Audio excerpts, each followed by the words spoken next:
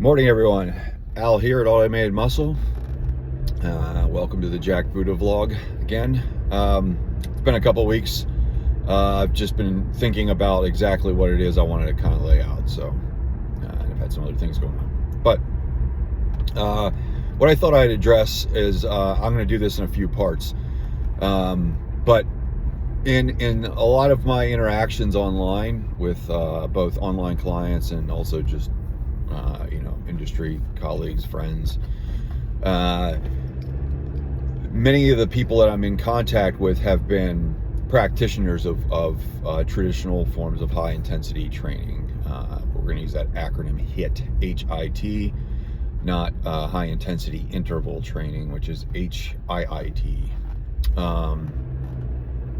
So I don't want to confuse those two. I am talking about traditional HIIT, one work set to muscular failure,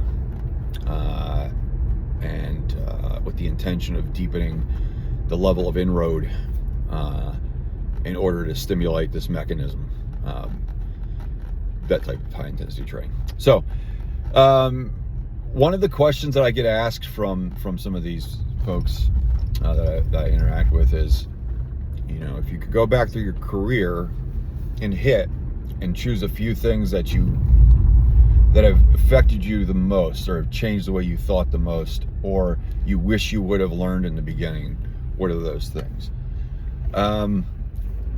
Well, to start off, I like to state, that like any path, it's all critical. All the mistakes you've made, all the things you once believed were true, and even ardently argued for. All these things are part of the learning path, so it's really tough to say what you wish, because if you wish that away, you may never have come to the realization you did in the first place. So things happen how they do. But having said that, one of the thing that I'm going to address today, the first thing that I wish I had learned in the beginning was, and I'm going to kind of include all of this in one category, proper use of the Valsalva maneuver and breathing, bracing, learning to leverage mechanisms in the body like concurrent activation, potentiation, muscular irradiation, these things. Learning to leverage these instinctual mechanisms instead of trying to nullify the instincts, trying to use these instinctual mechanisms in your favor to tighten up the mechanics of your movement, to make sure that the stress of the exercise is actually going into the areas that you're intending to work, because the stiffness in your system is so rigid that there's no way for energy to escape elsewhere. Okay, that's in opposition to what I was taught and what's promoted in traditional forms of HIIT, which is free breathing. Don't put a scheme to it. Keep the hands relaxed, keep the face relaxed, keep all uninvolved areas of the body relaxed, with the idea being that in so doing, you'll be able to favor the stress more towards the targeted musculature because you're not over activating other areas. Well, just to put it bluntly, that's just wrong. It's not based on anything physiologically sound. The mechanisms that I mentioned before are real.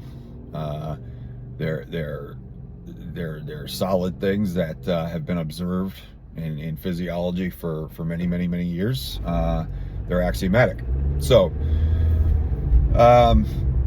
and this idea of relaxing uninvolved musculature and keeping your breathing free in order to avoid the Valsalva maneuver, all while producing high intensity muscular contraction. It's like trying to rub your head and pat your chest at the same time. You're confusing the brain and the order of operations that things are supposed to be occurring in. You're trying to consciously manipulate a process that you really can't.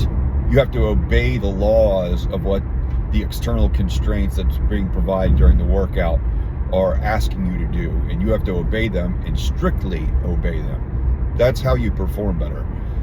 Not by coming up with your own idea of what the objective is, and then thinking that you can go internally and squeeze a muscle and all these things. I mean, I'm not saying it can't be done to some degree. Trust me, I did. I ardently practiced that for years and years and years, and you can get really good at it, but to no gain. Not for your muscular benefit anyway. It's a nice parlor trick. I mean, you want to look cool at parties, go to failure while being completely stoic and nice and calm. Cool, but it won't do anything for muscular strength or hypertrophy. As a matter of fact, it'll kind of inhibit it. So that's the big thing that I wish, first and foremost, I had learned differently, without a doubt, is learning to find out what the body's instinctual mechanisms are when under certain levels of stress, and how to manage those and leverage them and direct the energy that's being conducted through those instincts into the right direction. Not learning how to try to pit my intellect versus my instinct, which is not possible.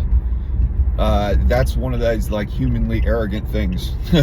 We think we can use our intellect to overcome our instincts. To some degree we can, but that's not how that's not how life works. Sorry, something almost fell there.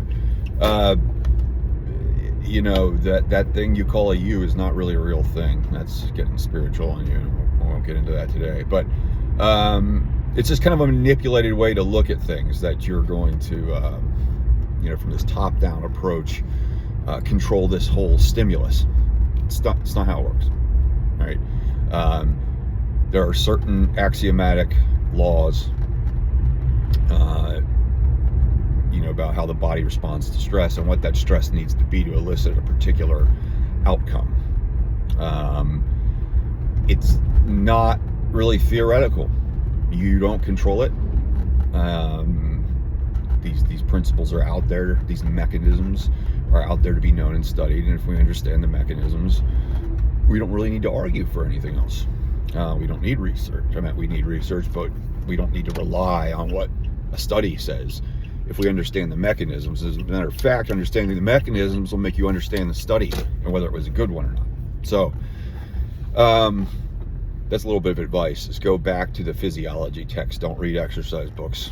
Go back to physiology text. Go back to biomechanics text, not exercise physiology text. Try to find the science unscathed by the minds of people wanting to create exercise modalities. And therein you will find how things work. All right. Anyway, this has been long enough. I'll chop it off for now. Al@automatedmuscle.com, Automated Muscle on my Instagrams, and YouTube. That's where the full presentation of this ramble will be. All right. Take care for now, and I hope everyone has a great day.